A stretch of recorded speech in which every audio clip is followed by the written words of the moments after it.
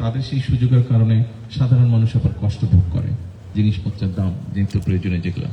তো স্বাভাবিকভাবে একদিন পরে রোজা শুরু হওয়ার পর থেকে স্বাভাবিকভাবে নতুন সরকার আমাদেরকে খুব সতর্ক থাকতে হয়েছে যাতে সেই বিষয়টা আমরা মোটামুটিভাবে কন্ট্রোলের মধ্যে রাখতে পারি। আলহামদুলিল্লাহ, আল্লাহর রহমতে এবার গেল রমজানে আমরা সেটা সক্ষম হয়েছিলাম রাখতে।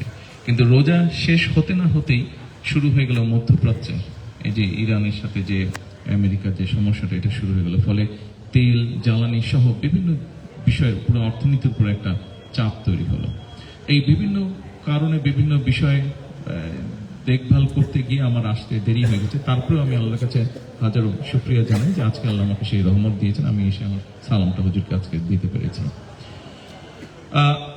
সকল মুরব্বীবর্গ সহ সকল আপনারা যারা এখানে উপস্থিত আছেন, আপনাদের প্রত্যেকে আমি আরেকটা কারণে শুকরিয়া আদায় করতে চাই, আপনাদের কাছে ধন্যবাদ জানাতে চাই। বিগত নির্বাচনের সময় আমরা একসাথে থেকে সারা দেশময় আপনাদের যারা আছে, সহকর্মীবৃন্দ আছে, তারা কাজ করেছেন। ফলে আমরা দেশকে একটা বিপদ থেকে আমরা রক্ষা করতে পেরেছি।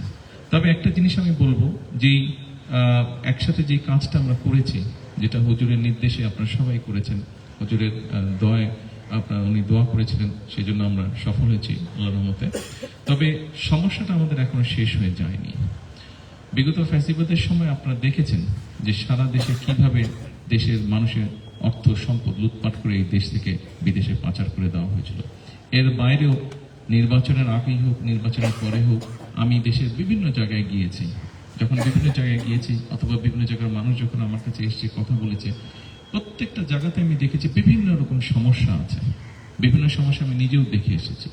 কাজেই শিক্ষার কথা বললেন, এই যে এখানে একজন বললেন যে হাসপাতালের বিষয়ে বললেন, এরকম হাসপাতালের দাবি আছে, স্কুল কলেজের দাবি আছে, রাস্তাঘাটের দাবি আছে, বিভিন্ন কর্মসংস্থানের দাবি আছে।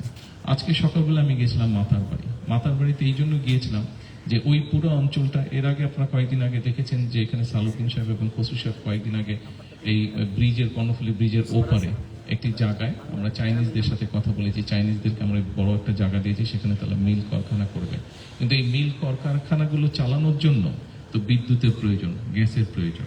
বিগত 17 বছর ফ্যাসিবাদের সময় যেটা হয়েছিল, এই গ্যাস বিদ্যুৎ এগুলো এমনভাবে ব্যক্তি খাতে বা বিদেশিদেরকে দিয়ে দিয়েছে, ফলে দেশের ভিতরে নিজেদের গ্যাস আছে কিনা এটা তারা খুঁজে বের করার চেষ্টা করেনি।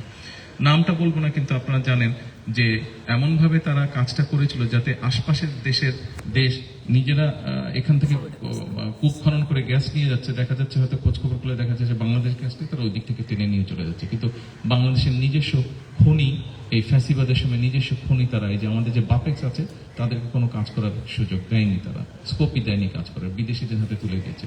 তো এই যে পরিকল্পনাহীনভাবে যে কাজ করা হয়েছে, অথবা কাউকে ব্যক্তি স্বার্থ উদ্ধারের জন্য কাউকে কাজগুলো দিয়ে দেওয়া হয়েছে, ফলে হয়েছে কি, এটার সমস্যা। এই যে বেশ কিছুদিন ধরে ধরেন গ্যাসের একটা দুর্ঘটনার জন্য গ্যাসের একটু সমস্যা হচ্ছে, আশা করি ইনশাল্লাহ আল্লাহর মতে আগামী 5-7 দিনের মধ্যে এটা ঠিক হয়ে যাবে, সমস্যা কিছুটা কমে আসবে। বিদ্যুতের সমস্যা আছে আমরা জানি, কিন্তু ওই যে ফ্যাসিবাদের সময় পরিকল্পনাহীনভাবে যে কাজগুলো হচ্ছে, পরে তার খেসারত তারা কিন্তু অর্থ করে নিয়ে গেছে, কিন্তু তার খেসারত এই দেশের মানুষকে এখন দিতে হচ্ছে।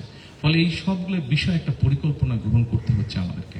এখন এই পরিকল্পনাগুলো গ্রহণ করতে গিয়ে যেই বিষয়টা, আরেকটা বিষয় দাঁড়িয়েছে, আমরা আগেও দেখেছি, আমরা 71 সালে দেখেছি, আমরা 86 সালে দেখেছি, আমরা 96 সালে দেখেছি, এই এমনকি বিগত নির্বাচনের সময় আপনারা দেখেছেন যে যাদের বিরুদ্ধে বা যারা দেশটাকে অন্যদিকে নিয়ে যেতে চেয়েছিল, আপনারা এবং আমরা একসাথে যাদের বিরুদ্ধে তো না, প্রতিপক্ষ হিসাবে আমরা নির্বাচনের সময় কাজ করেছিলাম, খেয়াল করে দেখবেন বিগত কয়েকদিন ধরে এরা আবার কতগুলো কথা বিভ্রান্ত ছড়ানোর চেষ্টা করছে, বিশৃঙ্খলা তৈরি করার চেষ্টা করছে তারা।